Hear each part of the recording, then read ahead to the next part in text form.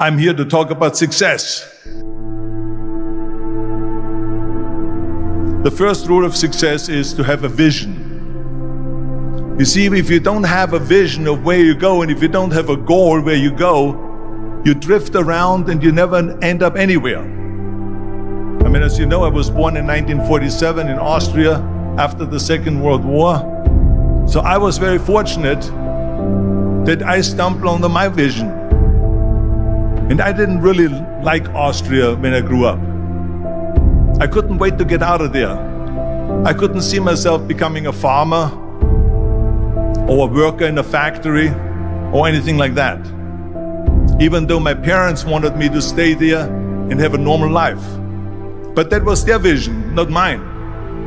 My vision was totally different. I felt that I was born for something special, for something unique, for something big. Then one day I went to school. I remember I was 11 years old, and they showed a documentary about America. And there they showed in this documentary the huge skyscrapers, the high-rises, the huge bridges, the 6-lane freeways, and all of this stuff. And I said to myself, that's where I want to be.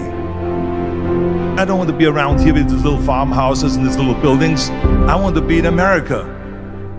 One day after school, I walked by a store in Graz.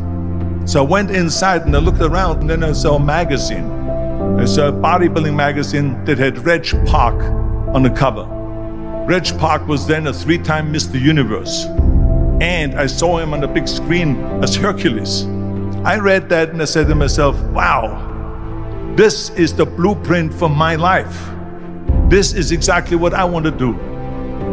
I want to become a bodybuilding champion just like Reg Park. I want to get into movies just like Reg Park. And I want to make millions of dollars and be rich and famous just like Reg Park. Do you know how great it felt that I knew where I was going? Imagine the majority of people don't know where they're going.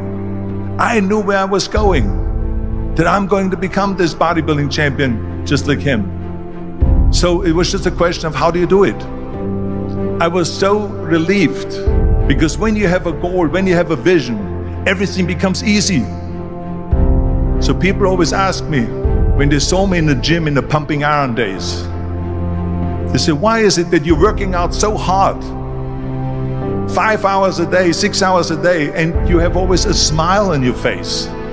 And I told people all the time, I said, because to me, I'm shooting for a goal.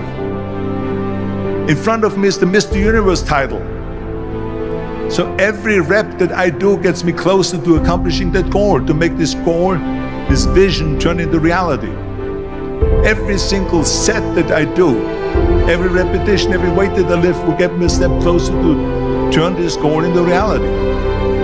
So I couldn't wait to do another 500-pound squat.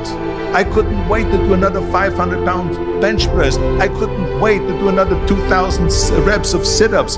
I couldn't wait for the next exercise. At the age of 20, I went to London and I won the Mr. Universe contest as the youngest Mr. Universe ever. And it was because I had a goal. So let me tell you something, visualizing your goal and going after it makes it fun. You got to have a purpose no matter what you do in life. You got to have a purpose. 74% hate their job in America. Now, there is not much different when you come to Europe. The majority of people don't like what they're doing because they're really not doing it because they didn't have a goal and they followed this goal. They just aimlessly drift around, and then all of a sudden there's a job opening, so they get that job because you have to work. But then when you work, it's a chore. It's work. It's not fun. So if you think about only a quarter of the people really enjoy what they're doing in life, that is unbelievable if you think about it. So I felt so blessed that I knew what I was doing. It's like a medical student that studies and knows he wants to become a doctor. You know where to go. And the same thing is also in politics. I remember that in politics, I had a very clear vision that I will be the leader of California. This is as far as I could go because I was not born in America, so I could not run for president. So being the governor of the fifth largest state, the largest state, the fifth largest economy in the world, was for me really the ultimate title, the ultimate accomplishment in politics. So even though people came up to me and says, why don't you go and run for something smaller, you're never gonna make it. I ran for governor, and then 2 months later I became governor of the state of California.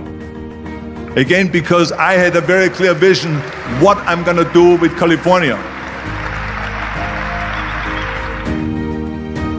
So that's rule number one, have a vision. Rule number two is, don't listen to the naysayers. Don't listen to the naysayers.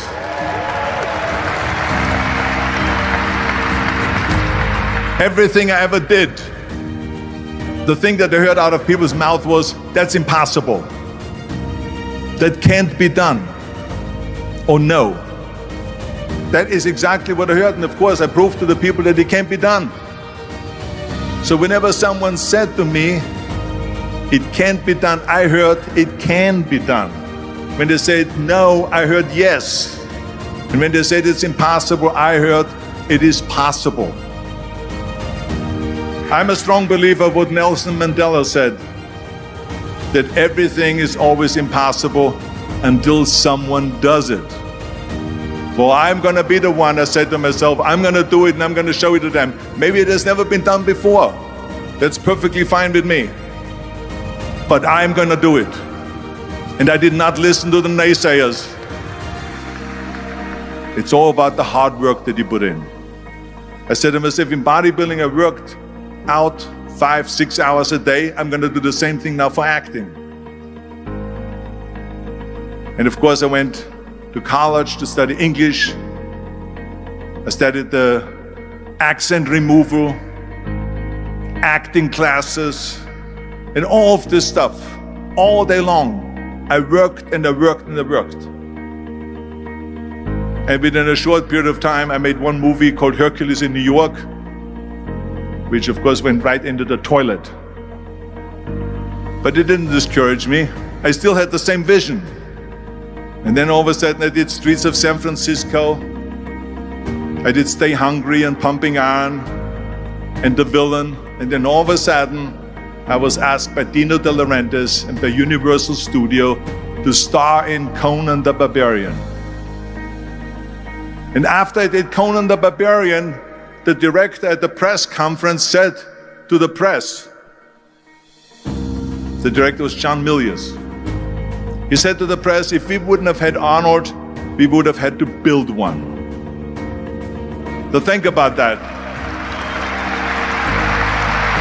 The very body that they said can never be sold because the time is wrong. A few years later, I'm doing Conan the Barbarian, and it was the #1 hit at the box office when it came out in the summer of '82. Think about that. And the director says, if we wouldn't have had his body, we would have had to build one. So all of a sudden, my body became an asset, not a liability. And the same thing was with Terminator. After we were finished filming Terminator, Jim Cameron said to the press, if Arnold wouldn't have had that accent and talked like a machine, I think the movie wouldn't have worked. So think about that. The body and the accent that they attacked was an asset. But I didn't listen to those losers. I didn't listen to them at all. It's just the reality of it is that you cannot listen to the naysayers. So this is a very important lesson for all of you. So when someone says, no, this is a stupid idea, you in your mind, you don't have to say it, but in your mind just say to yourself, you asshole. What do you know?